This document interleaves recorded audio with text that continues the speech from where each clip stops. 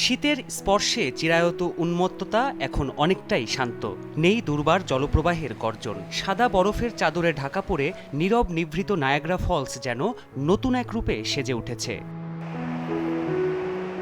বিখ্যাত এই জলপ্রপাতের অবস্থান যুক্তরাষ্ট্রের নিউ ইয়র্ক ও কানাডার ওন্টারিও অঙ্গরাজ্যের মাঝে। ইরি হ্রদের শান্ত জলরাশি থেকে উৎপন্ন হয়ে নায়াগ্রা নদী হয়ে বয়ে চলে এর জলধারা।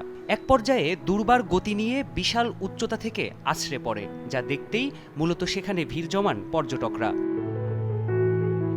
বছরের অন্যান্য সময় নায়াগ্রার উন্মত্ত রূপ দেখা গেলেও ডিসেম্বর থেকে ফেব্রুয়ারি মাসে এর কিছু অংশ বরফে ঢেকে যায়। এতে অবশ্য পর্যটকদের আগ্রহে কমতি আসে না, বরং অনেকেই শ্বেত শুভ্র বরফে ঢাকা নায়াগ্রা দেখতে ভিড় জমান। আজ আমাদের ভালোবাসার 10 বছর পূর্ণ হলো। শুনেছিলাম শীতকালেও নায়াগ্রা অনেক সুন্দর, তাই অ্যানিভার্সারি পালন করতে এখানে এসেছি।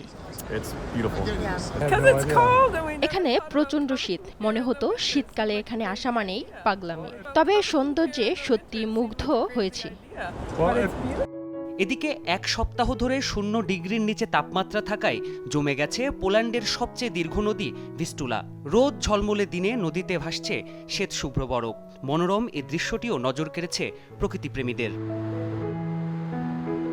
ভিস্টুলা নদী জমে যাওয়ায় অবশ্য কিছুটা বিপাকেও পড়েছেন দেশটির বাসিন্দারা, কারণ ঐতিহাসিকভাবে কৃষি ও বাণিজ্যের জন্য এ নদীপথ ব্যবহার করে আসছে পোল্যান্ডবাসী। প্রাণপ্রতিম কুণ্ডু, যমুনা নিউজ।